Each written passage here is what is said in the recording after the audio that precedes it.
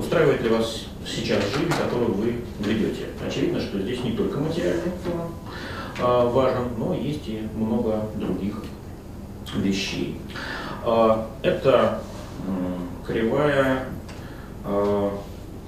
серого цвета. Вот здесь абсолютный минимум был зафиксирован в начале 2005 года, 25 пунктов. Сегодня этот показатель находится на уровне 60 пунктов. Бывали и больше показателей, но не сильно. И все они опять-таки зафиксированы в течение этого года. Вот исторический максимум 62 пункта. Поэтому и что касается материального положения семьи, и что касается интегральной оценки россиянами своей жизни в целом, 2012 год стал самым удачным за последние 7 лет. Последний интегральный индикатор – показатель социального оптимизма. Как вы считаете, через год вы и ваша семья будете жить лучше или хуже, чем сейчас? Это зеленая кривая. Мы видим, она такая достаточно динамичная. В январе 2005 года этот уровень находился, на точке 52 пункта. Затем мы фиксируем очень резкое снижение в начале 2009 года. Понятно, кризис, до 35 пунктов. Потом постепенный рост, такой немножко рваный. Были тяжелые разные моменты, были моменты веселые. Исторический максимум был зафиксирован в начале 2012 года. Январь, февраль, март, 70 пунктов. А сейчас 66. Не максимум, но очень близко к тому. Поэтому и с точки зрения социального оптимизма, то есть оценки россиянами, что будет с их семьями и с ними непосредственно через год, 2012 год выглядит тоже крайне удачно. Посмотрим, как все будет развиваться в 2013. Так, да, это, кстати, еще одна иллюстрация. Тот же самый вопрос. Материальное положение своей семьи, как вы оцениваете? Я здесь индекс разбил на несколько составляющих, из которых он, собственно говоря, и складывается. Это группа тех, кто говорит, что оценивает положение своей семьи как в целом плохое, в целом хорошее или в целом среднее. Смотрите, красная кривая, как ей положено быть, это та группа, которая оценивает материальное положение своей семьи как плохое. Она в январе 2007 года, например, составляла 28%, потом сокращалась до 22% в конце 2008 года. Затем снова выросла, это кризис, 29-30%. Затем стала снижаться, и сегодня группа, которая говорит, что материальное положение мое и моей семьи в целом плохое, снизилась до исторического минимума. Сегодня таковых всего 16%. Напомню, еще 5 лет назад 28%. И 3 года назад 29%. Конечно, это не значит, что все остальные чувствуют себя как члены списка Forbes. Тех, кто говорит, что в целом материальное положение их семьи хорошее, тоже не так много, порядка 12%. А абсолютное большинство говорит, что материальное положение их семьи среднее. Таковых было в январе 2007 года 59%, а сегодня 72%. Но мы видим, что рост средних оценок идет за счет сокращения оценок негативных. И это, очевидно, положительная, внушающая оптимизм тенденция. Что будет дальше? Как изменится материальное положение семей российских в ближайший год? Опять-таки, я уже показывал индекс, а теперь давайте разложим его на составляющие. Кто ждет, что материальное положение сильно улучшится?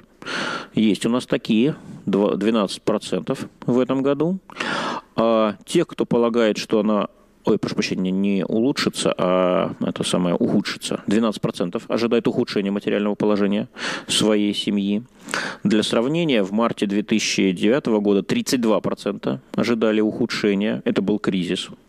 А еще старый опрос, октябрь 1998 года. Помним, что было в октябре 1998 года, нет? Это был всего лишь месяц после дефолта. Так вот, тогда 37% опрошенных ожидали в ближайший год ухудшения материального положения своей семьи. Ну, сегодня мы видим, что таковых всего 12%. Оптимисты. Кто ожидает улучшения? В 1998 году было 9%.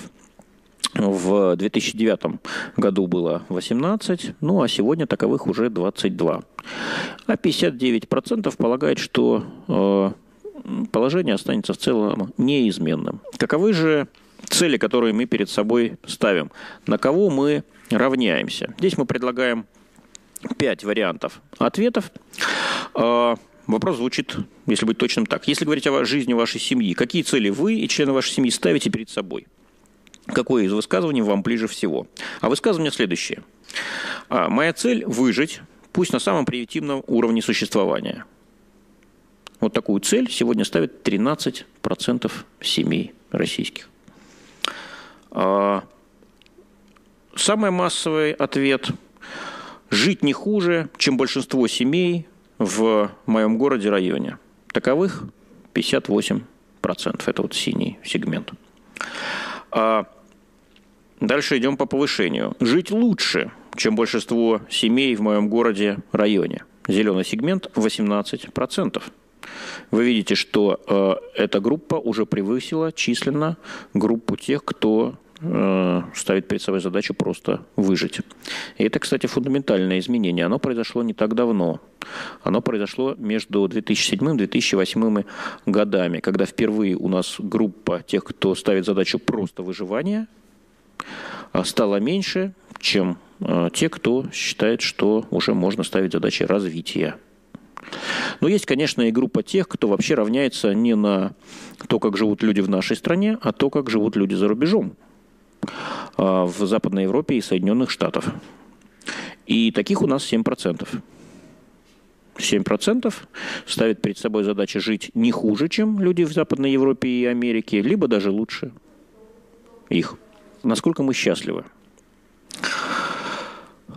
Ну, вопрос о счастье очень сложен, очень комплексный. Сейчас не буду пускаться в рассуждения о причинах, а просто предложу вашему вниманию результаты 2 опросов. Первый мы провели в 1992 году, 20 лет назад, и второй уже в январе 2013, то есть самые свежие данные. Зеленые показатели – это 13 год, красные – это 92-й. Ну, что можно сказать? Тех, кто признался в том, что он очень несчастлив, 20 лет назад было 5%, сегодня только 1%. Тех, кто скорее несчастлив, чем счастлив, ну, такая более умеренная формулировка, но все-таки негативная. 20 лет назад было 31%, сегодня вдвое меньше, 14%.